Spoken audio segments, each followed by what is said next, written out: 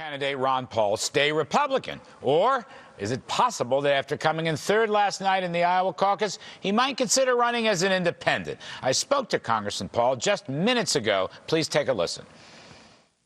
We welcome back to the show Texas Congressman Ron Paul, who finished a close third in the Iowa presidential caucus last evening. Dr. Paul, welcome back, sir. We appreciate your time.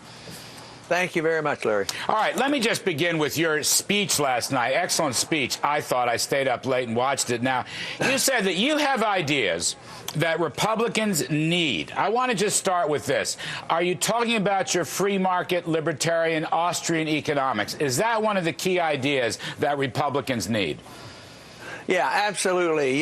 You'll probably understand this statement, but somebody came up to me that evening and said, I'm waiting for the day that we can say we're all Austrians now. You remember Nixon's statement, we're all Keynesians now? And that ushered in a bad age in the 70s, and we've had a lot of government intervention. They all justified deficits. So, no, I believe in the free market economics. I believe in, working hard and saving and accumulating capital. And you have to have the proper tax code, and you have to get rid of the inheritance tax, and you have to do something with the corporate tax.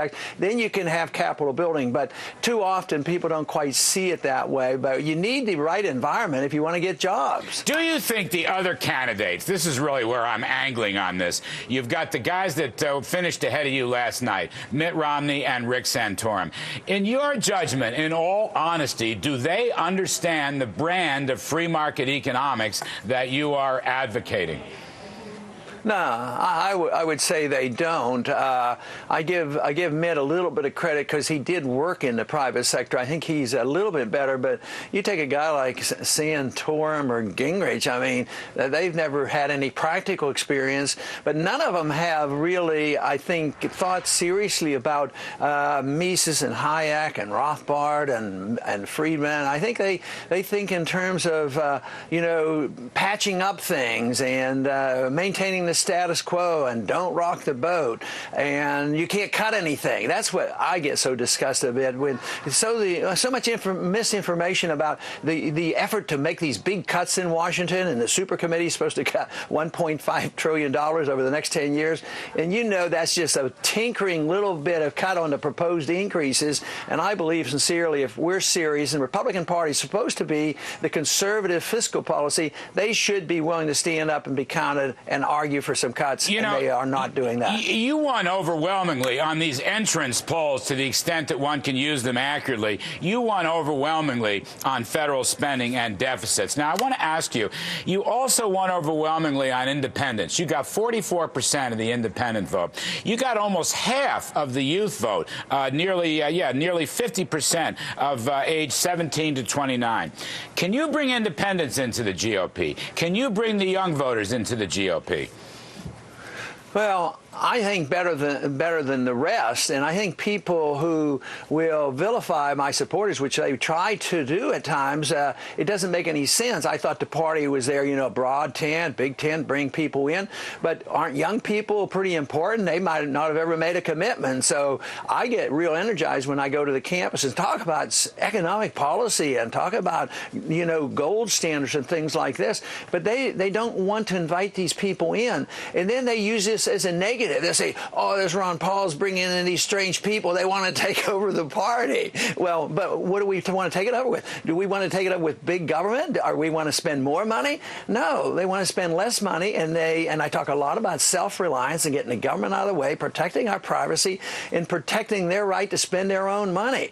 And then there's a hesitation for Republican leaders to welcome people like that in. But I do have to admit, things are changing. I think we've made some inroads. 4 years ago was much worse than now. But I think we're getting a little bit of respect now that they should open their doors to these young people and the independents. Well, let me just ask, does this presuppose that you want to improve the Republican Party? Will you stay a Republican, sir? It's a big question. You're running strong. Will you go third party, or will you stay Republican?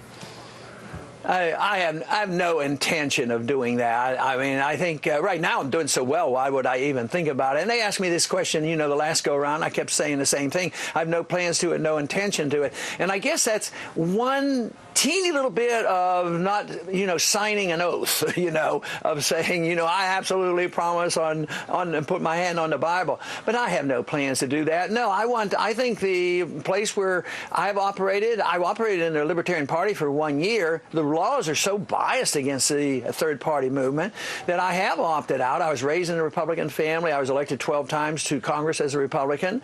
And I think at least their rhetoric is better. I'm not convinced, when they get in charge, they end up passing prescription drug programs, doubling the size of the Department of Education, and they never hold up back on foreign aid. Was that Senator Santorum? Are you pinning Senator Santorum with that?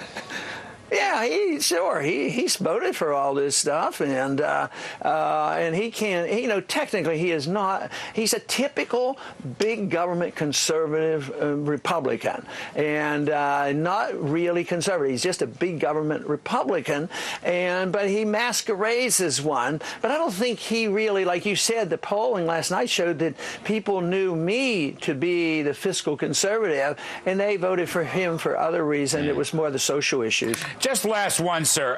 The note of discord between you and the GOP, or the major note. Last evening in your speech, you called yourself a Robert Taft Republican, I think was the right phrase, which, of course, is an isolationist Republican. Now, as you know, Romney and Santorum and Gingrich are slamming you, particularly on Iran and the nuclear threat and the terrorist threat that they pose. Can you reconcile your Bob Taft isolationism with their attacks on you? You're going to go into more debates coming up this week. How does that work, and how do you stay in the GOP with that?